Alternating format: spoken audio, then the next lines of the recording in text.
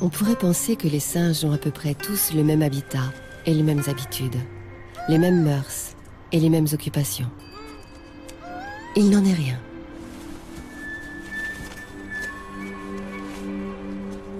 Selon le milieu qui les occupe, selon qu'ils vivent solitaires ou en groupe, le tableau est assez contrasté. Ainsi, nous allons voir qu'il existe de subtiles différences entre le magot du Maroc et son cousin, le macaque du Japon. Ce dernier vit sous des latitudes glacées. C'est le plus nordique de tous les singes.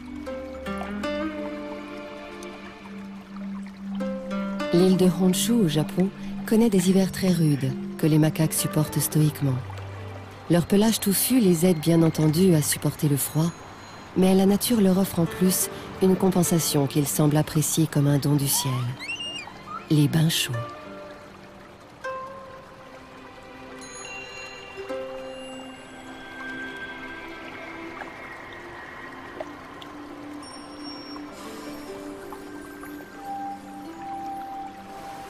Dans ces sources naturelles à 60 degrés, les macaques passent des heures pour s'y réchauffer, mais aussi pour des rencontres conviviales. Le bain est un must, un lieu d'échange où l'on peut tout à loisir s'épouiller.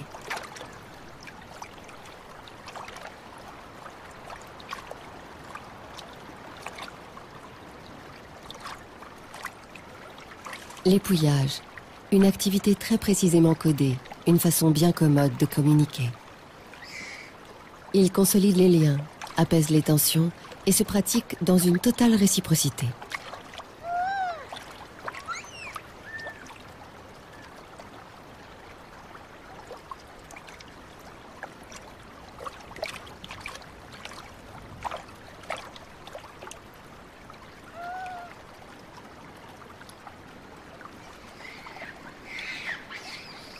Remarquez le sérieux et la concentration de celui qui épouille. Il faut dire que ce genre de conversation tactile est un rite fondamental dans la vie sociale de beaucoup de primates.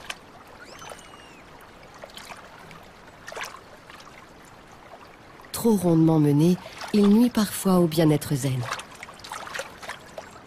Mais il faut bien tolérer certains dérapages, sinon on est seul.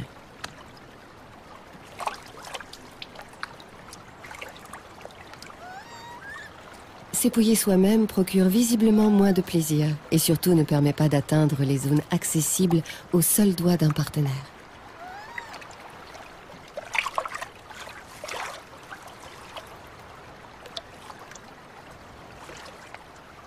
Ces singes des neiges, les macaques japonais, vivent en petites communautés de 30 à 50 membres. Les mâles dominants se chargent de guider le groupe, de trancher les différends, de chasser les ennemis potentiels.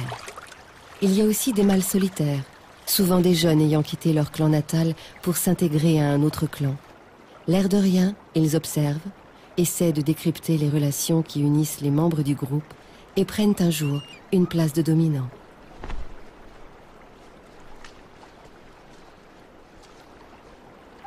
À chaque instant ou presque, les mâles ont intérêt à se montrer tendres pour entretenir des liens privilégiés avec les femelles. Mieux ils s'occupent d'elles, plus grandes seront leurs chances d'être choisis comme partenaires sexuels le moment venu.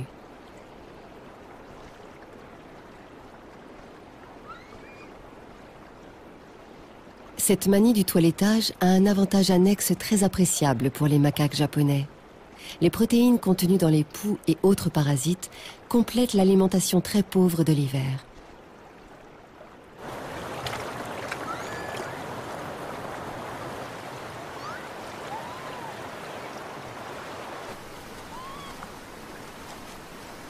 Quatre mois de neige parfois dans ces montagnes du Japon. Inutile alors de chercher la nourriture habituelle, feuilles, fruits, baies, insectes et araignées. Les macaques doivent se contenter de graines, de brindilles et de morceaux d'écorce gelée.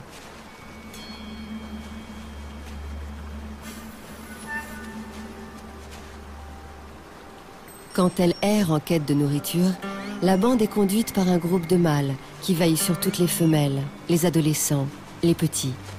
Autour gravitent les jeunes mâles adultes qui aspirent à rejoindre la communauté. Tout le groupe se déplace ensemble, mais ensuite, pour la recherche des denrées disponibles dans l'espace choisi par les dominants, c'est chacun pour soi. On picore où l'on veut, ce que l'on peut.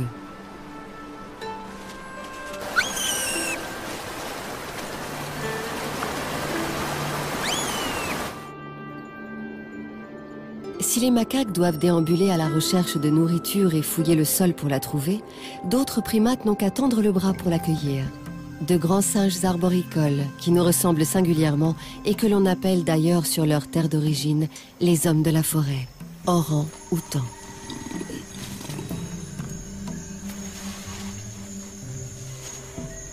Nous sommes à 30 ou 40 mètres du sol, dans la jungle de Bornéo.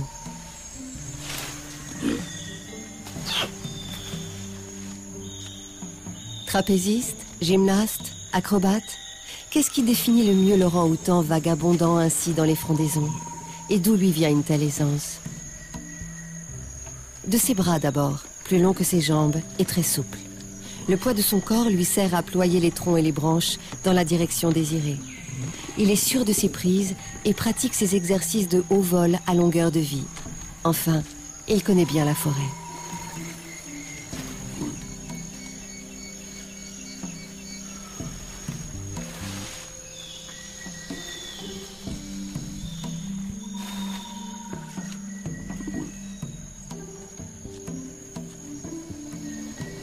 Malgré son poids, jusqu'à 90 kg pour les mâles, ce grand singe de la famille des pongidés est fort bien adapté à la vie dans les arbres. Ses mains et ses pieds, quasiment identiques, offrent des prises solides.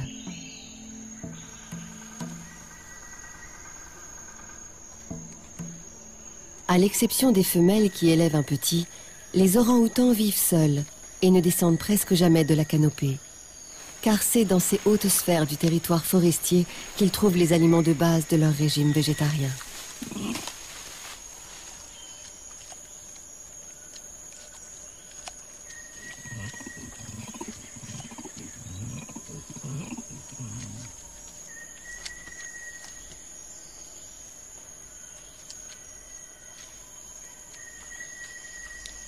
Satisfaire une curiosité subite, ramasser quelques friandises, aller régler un différend parfois, voilà à quoi visent leurs rares excursions au sol.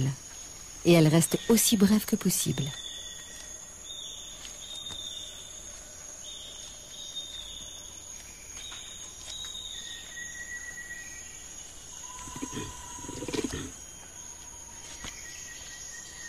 Dans leur prodigieuse mémoire, ils ont une carte précise de leur forêt.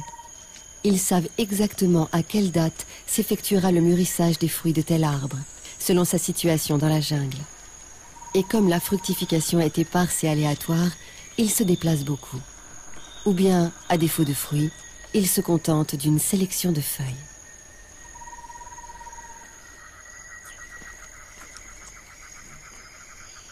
Le feuillage est assez coriace à mâcher, ce qui explique, entre autres, que les orang-outans lèchent leur pelage pour y recueillir de la sueur ou de la rosée. Ainsi, la bouillie végétale devient plus facile à avaler.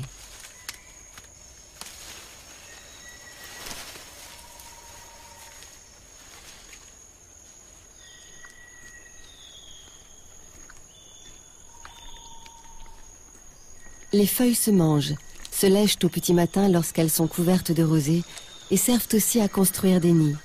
À chaque bivouac, un nid différent, très confortable.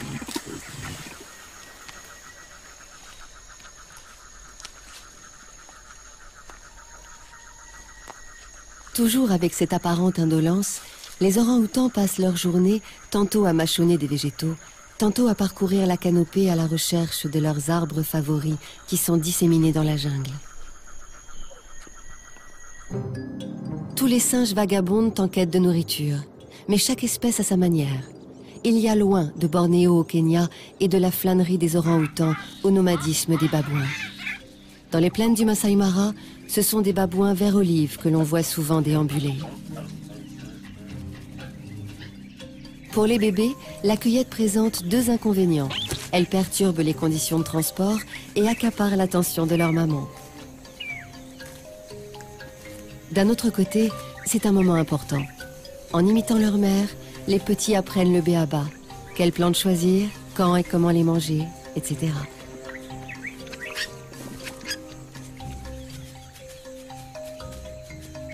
Voyager de cette façon, c'est moins fatigant et plus rassurant. Mieux vaut être perché lorsqu'on passe par exemple à proximité d'un des grands mâles de la troupe. Ils sont parfois agressifs. Ou encore quand on croise de parfaits inconnus comme ces mangoustes.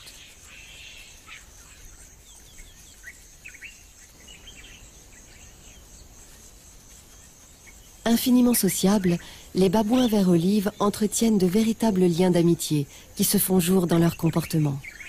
La manœuvre d'approche par excellence étant l'épouillage.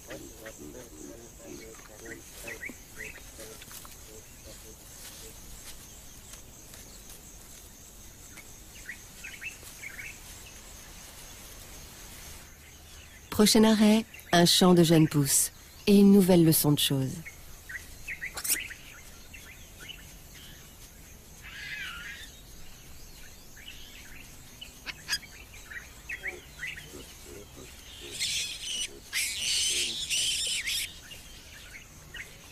À quoi bon apprendre la botanique quand on peut tout simplement téter? En plus, il n'y a pas que les plantes à connaître, mais aussi les insectes, les lézards, les petits mammifères inscrits au régime omnivore des babouins. Quel casse-tête!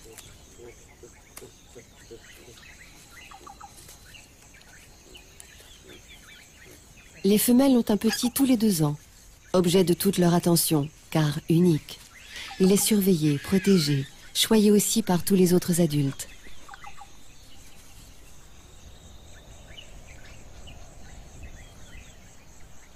Souvent, les jeunes babouins préfèrent s'amuser pendant les haltes. Mais mine de rien, par le jeu, on apprend encore.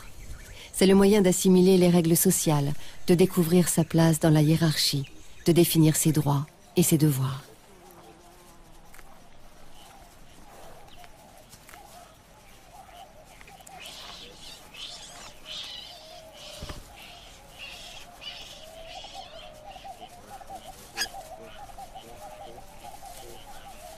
Avec son réseau complexe d'interrelations, la société des babouins exige un système de communication précis, très élaboré et pas facile à décoder pour les novices.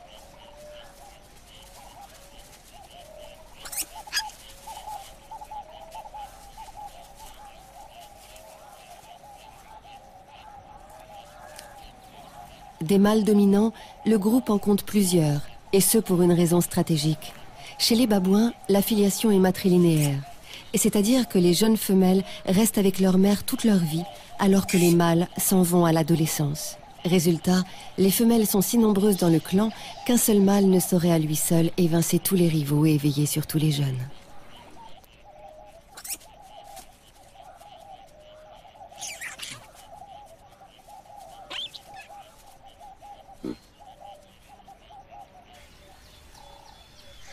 Qu'un membre de la troupe découvre un arbre regorgeant de fruits et le réflexe grégaire des babouins se déclenche. Tout le monde vient se régaler, en respectant bien entendu l'ordre des préséances. Mais très vite, pour les jeunes, se gaver devient secondaire et profiter de ce nouveau terrain de jeu primordial.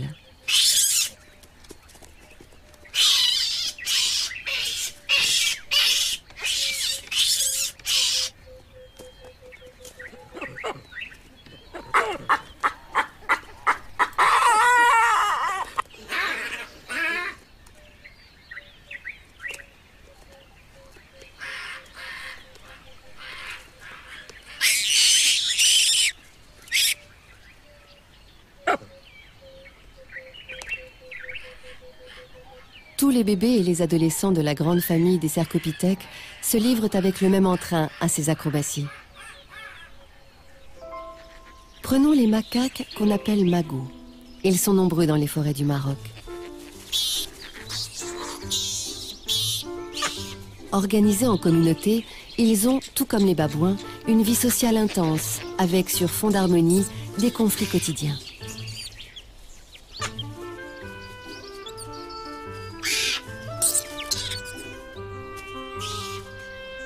Ce sont eux aussi des mangeurs permanents qui errent toute la journée à la recherche de nourriture.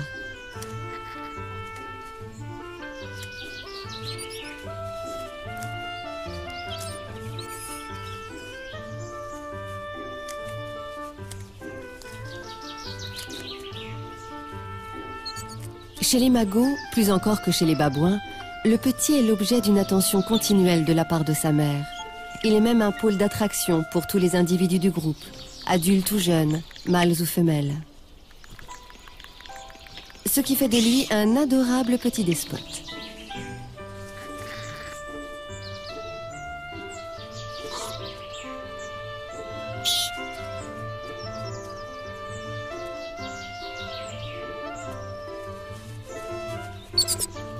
Celui-ci ne mesure décidément pas le sérieux de l'épouillage, qui a certes un rôle hygiénique, mais remplit la fonction autrement plus importante d'assurer la cohésion sociale.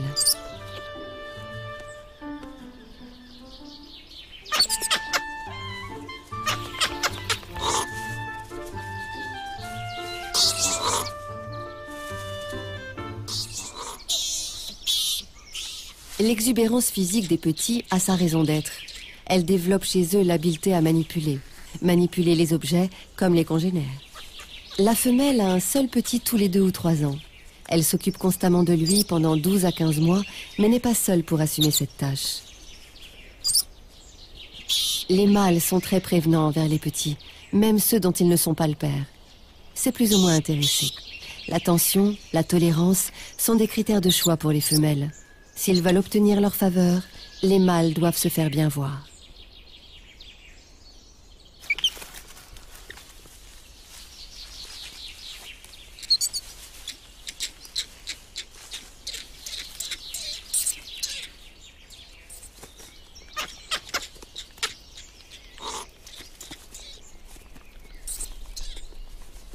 Les guenons entretiennent des rapports amicaux avec d'autres femelles, souvent de leur lignée. Avec des mâles aussi, ceux-là même qui les aident à s'occuper de leur progéniture. L'amitié se manifeste à tout instant, par le toilettage et par toutes sortes de tendresses.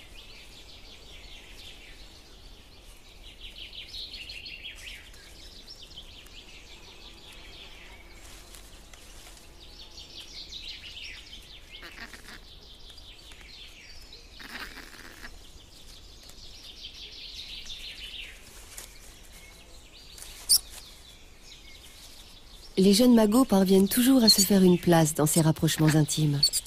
Espiègles, exigeants, assommants sans doute, ils n'en sont pas moins l'avenir de la communauté et on leur pardonne tout.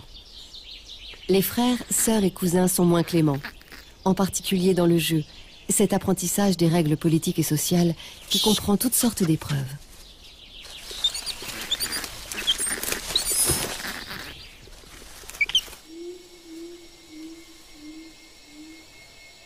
Des journées entières dans les arbres. Voilà à quoi se résume l'apprentissage par lequel l'orang-outan devient adulte. On est vraiment aux antipodes de l'agitation frénétique des babouins et des macaques. Ici, on goûte la vie au ralenti, dans un monde où il n'y a ni endroit ni envers.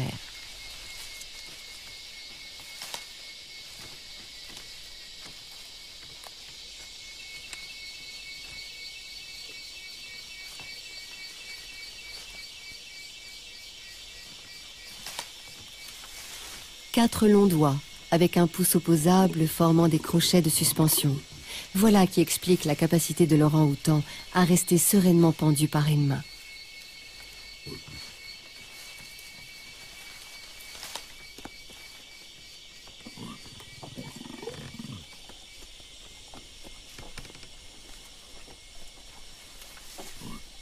L'aisance développée dans les exercices en solo est bien utile lors des rencontres. Surtout, on le verra, des rencontres amoureuses. Ces adolescents n'en sont pas encore là, mais on devine dans certains de leurs gestes le prélude aux jeux amoureux.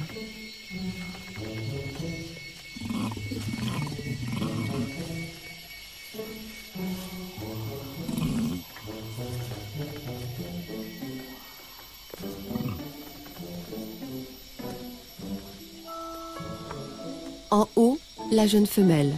En bas, un mâle, reconnaissable à sa carrure et à ses bajoux naissantes.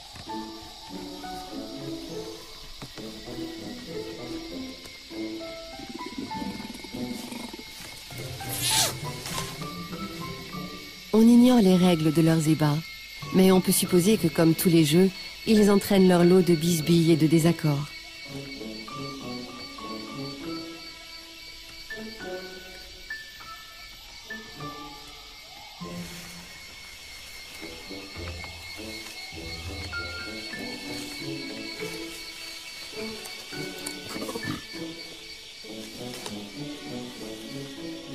Les deux joueurs se sont retrouvés quelques arbres plus loin.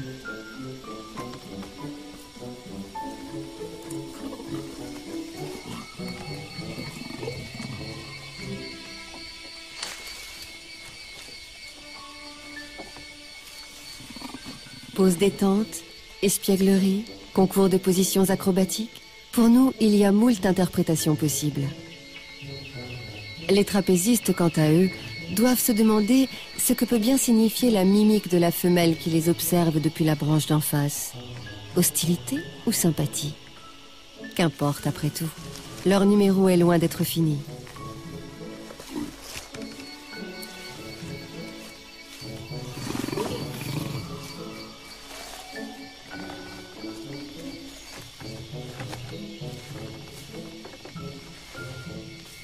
Il est rare que ces plaisirs ludiques tournent mal chez les pacifiques orang-outans.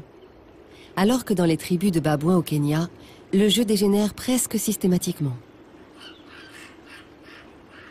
À cause de la complexité de leur rapport hiérarchique, la limite entre l'amusement et la compétition est assez mince.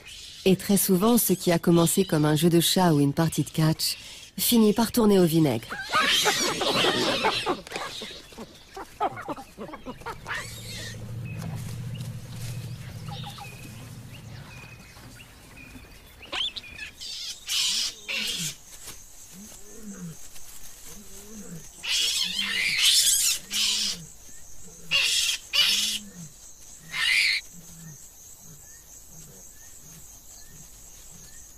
Il faut croire que la tension générée par ces chamailleries est contagieuse, car voilà que des mâles adultes commencent à s'énerver.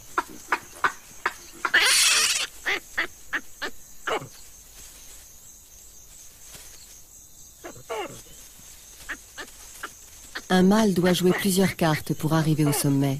La ruse, pour tisser des alliances avec d'autres mâles, la manipulation et au besoin l'agressivité, afin de faire progresser sa carrière. Cela ressemble à s'y méprendre à de la politique.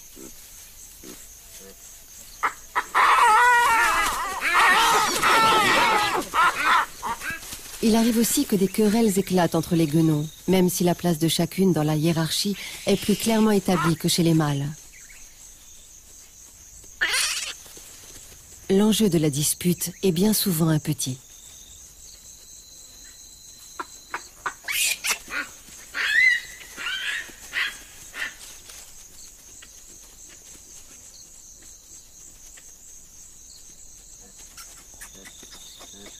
Une fois assis en haut de l'échelle sociale, un mâle dominant bénéficie de tous les avantages. Nourriture à foison, femelle à gogo et nombre dépouilleurs et dépouilleuses aux petits soins pour lui.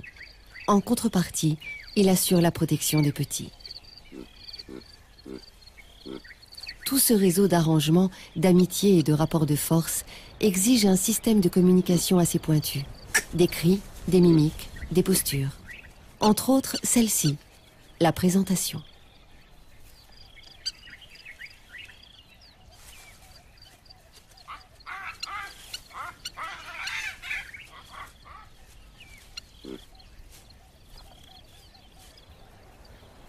Exposer à l'autre son derrière peut être aussi bien une invite sexuelle qu'une manière d'apaiser un conflit ou d'affirmer une position hiérarchique, tout comme l'épouillage.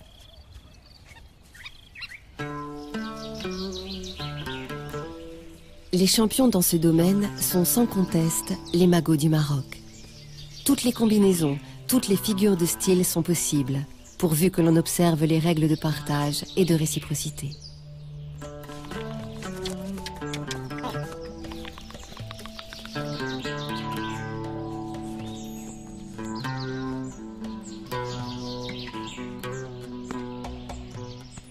Les magos n'épouillent jamais à la va-vite. Ils y mettent un zèle quasi religieux.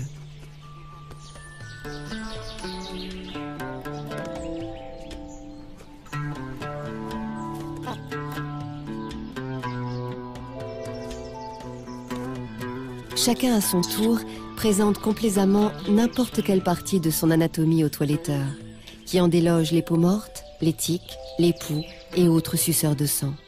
Le moindre centimètre carré de peau sera passé au crible. Chercher la petite bête devient vite une obsession. Et dès qu'on parle de poux,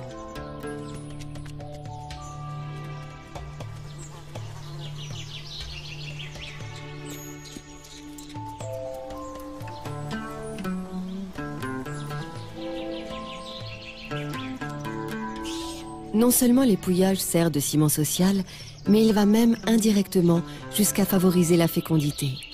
Des études montrent que se faire toiletter entraîne chez le bénéficiaire la synthèse de l'hormone du bonheur, une endorphine qui apaise le stress, et que, moins stressées, les femelles sont plus aptes à procréer.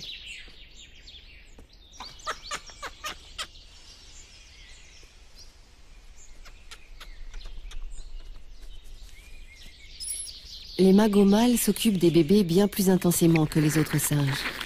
On en voit communément se réunir, comme ici, autour d'un petit avec lequel ils ont un lien de parenté, dans une sorte d'adoration qui se traduit par de curieuses mimiques.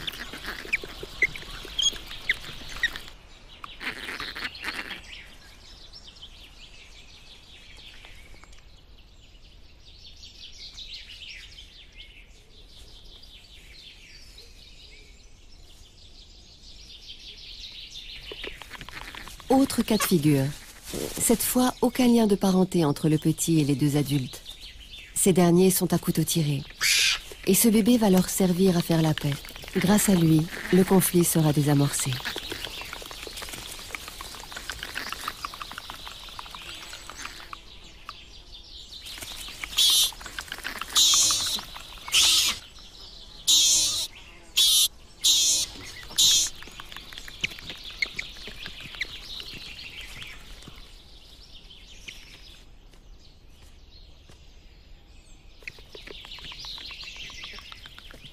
Le jeune magot est vraiment un individu à part entière. Et ce, dès les premiers jours de son existence. Pour cela, il faut un moyen de l'identifier. En le flairant sous toutes les coutures, les membres de la troupe se constituent une véritable carte d'identité olfactive du petit.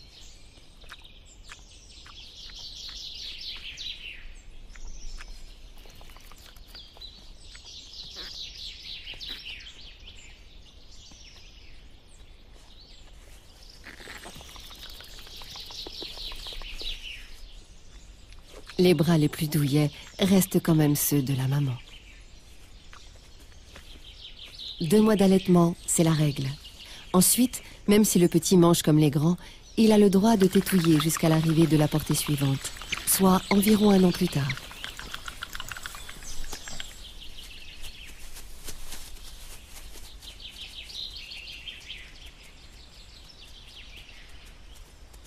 Chez les macaques et les cercopithèques en général, le couple mère-enfant n'est jamais isolé. Chaque petit magot a pour parent l'ensemble du groupe, qui veille jalousement sur lui comme sur un trésor. Il n'en est pas du tout de même chez les orang-outans, les plus solitaires de tous les grands singes. Il n'y a de place pour personne entre la mère et son bébé. Leur relation fusionnelle s'explique. Pour la survie de leur espèce, les orang-outans ont adopté une stratégie, misant tout sur quelques petits, bien soignés et bien portants, ce qui suppose une attention continuelle. 1,5 kg à la naissance, le double à 6 mois, et à son premier anniversaire, il atteindra environ 7 kg.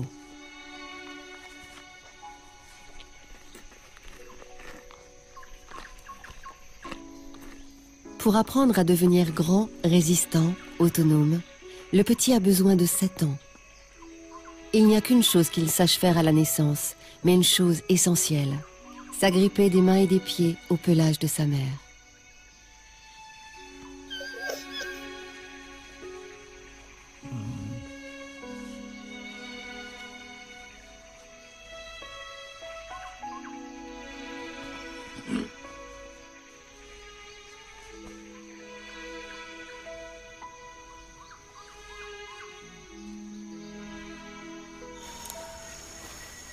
Les lois de l'équilibre, le bébé orang-outan les découvre d'abord en tant que passager, lors des grandes traversées de la canopée.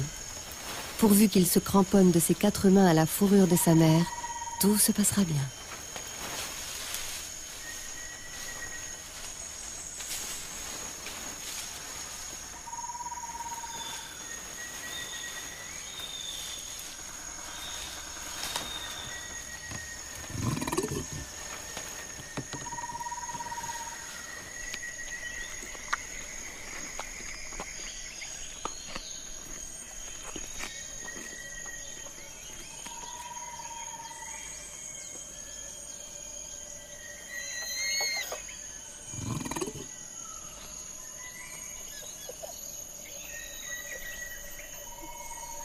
Chaque femelle dispose d'un territoire de plusieurs kilomètres carrés, où elle vit avec son bébé et parfois son précédent rejeton. Elle en a un environ tous les 4 ans, tous les 8 ans pour certaines. Les rencontres sont rares et se soldent d'ordinaire par quelques grimaces de crainte.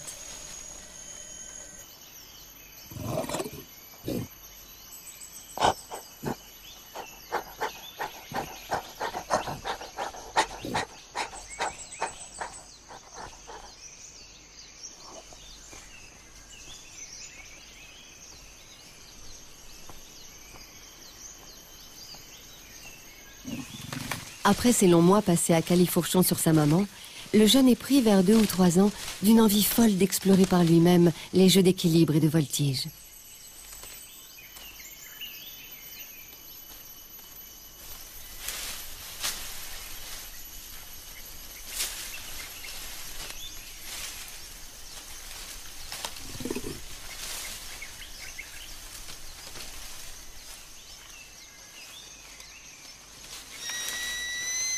Il lui faudra s'initier aussi, mais c'est pour bien plus tard, au jeu de l'amour. Les orang-outans s'y impliquent avec une intensité que l'on ne retrouve chez aucun autre animal connu.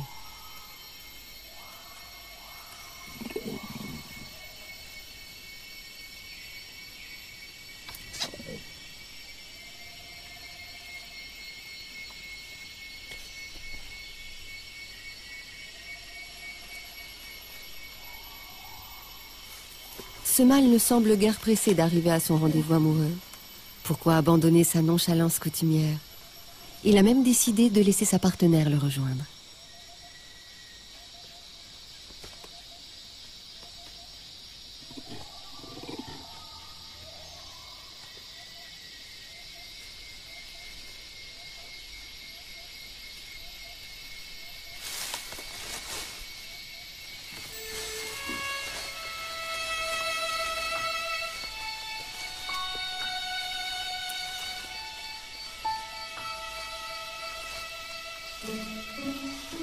Une réelle inventivité dans les jeux érotiques, servie par une souplesse permettant toutes les fantaisies.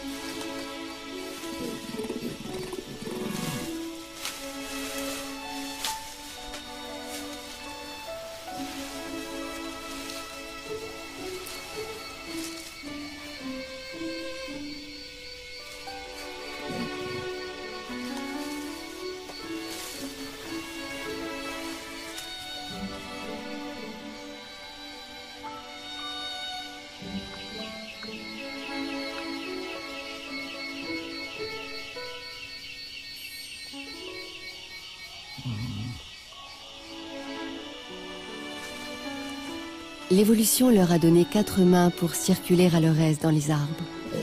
Mais ces mains peuvent faire bien d'autres choses. Les orang-outans s'en servent beaucoup dans leurs ébats, et de leur bouche aussi.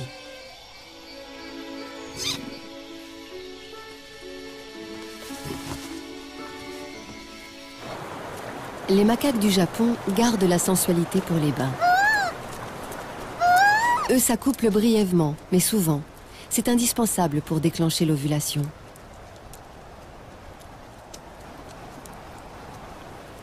De toute façon, les préliminaires sont moins utiles puisque les partenaires se connaissent parfaitement.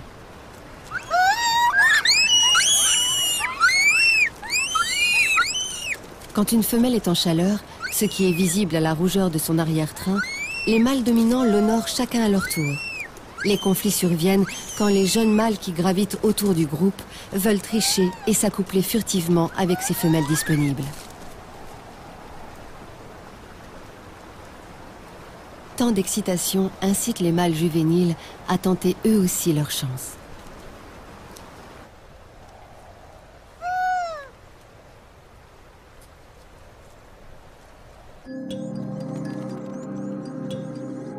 Plus les rapports sociaux sont complexes, plus les choses se corsent. Reprenons le chemin du Masai Mara pour observer les amours des babouins. Ils obéissent à toutes sortes de codes incontournables. S'il a des vues sur une guenon, un mâle doit d'abord se faire apprécier comme compagnon pendant un certain temps. Alors seulement, celle-ci lui donnera la préférence quand elle sera en chaleur.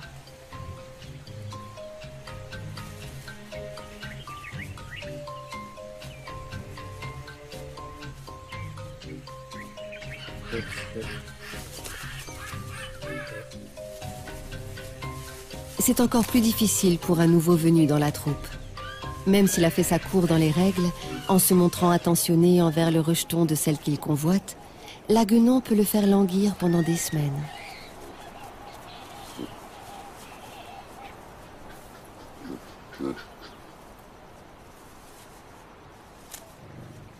En plus, il y a les mâles dominants, solidement établis qui voient d'un mauvais œil l'arrivée de concurrents plus jeunes.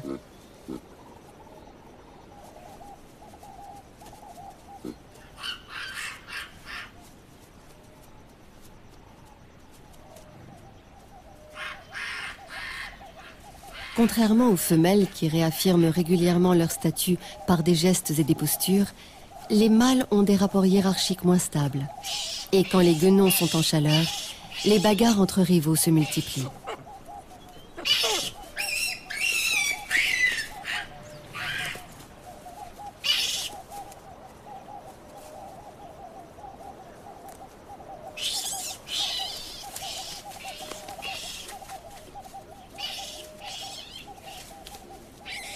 Ce pugilat a désorganisé et affolé toute la colonie. Même les mâles dominants s'inquiètent de voir leurs troupes se disperser dans toutes les directions.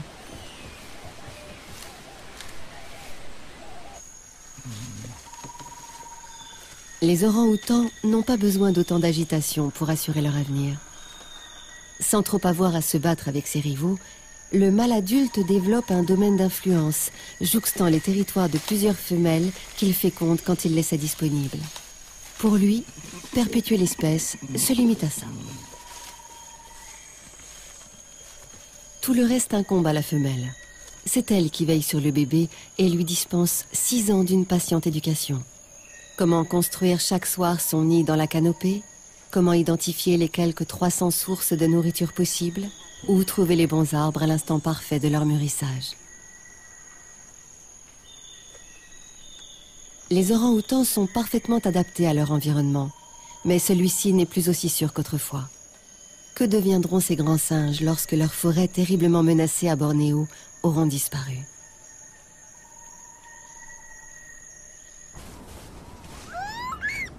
Une année a passé dans notre tribu de macaques du Japon qui s'est enrichie de 6 individus. L'hiver est revenu sur l'île de Honshu.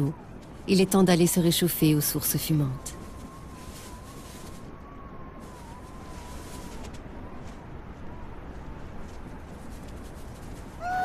Les adolescents sont bien les seuls à se réjouir du retour de la neige, qui de nouveau va poser à tout le groupe des problèmes pour se nourrir.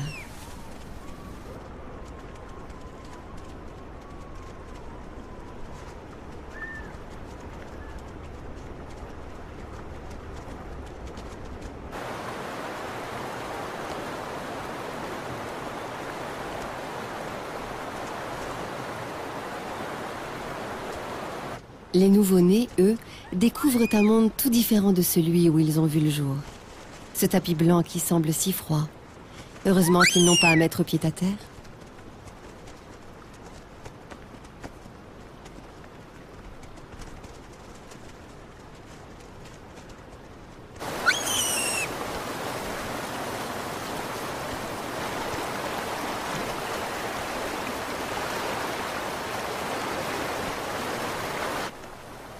En attendant les fruits, les fleurs et les champignons qui reviendront au printemps, les macaques de l'île de Honshu se contentent de leur régime de survie.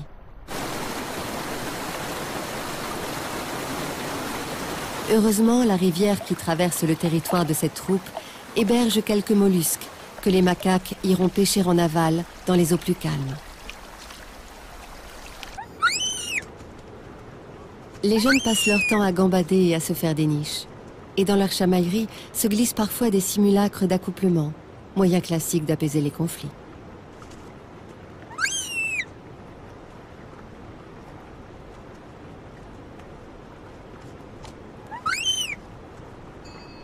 Les regards méditatifs des macaques des neiges, leurs longues étreintes, résument en peu d'images notre parenté avec les grands singes. C'est l'un d'eux que des chercheurs ont surpris voilà 40 ans au sud du Japon à laver des patates douces dans l'océan pour les manger. Son exemple fut suivi par d'autres membres de la tribu et perpétué au fil des années. On a alors avancé le terme de culture animale, qui dérange encore beaucoup, puisqu'il sous-entend que nous n'aurions pas le monopole de la culture.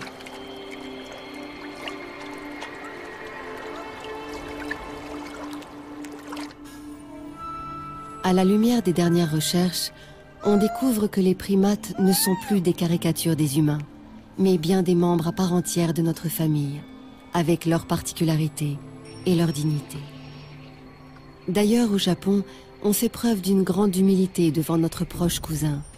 On le tient en si haute estime qu'on l'appelle respectueusement Osaru-san, Monsieur le singe.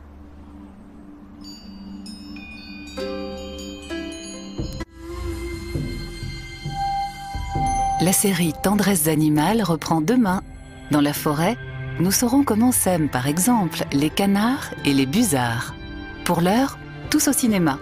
Voici Le chef de gare de Thomas McCarthy, une comédie mélancolique sur la solitude d'un chef de gare pas comme les autres.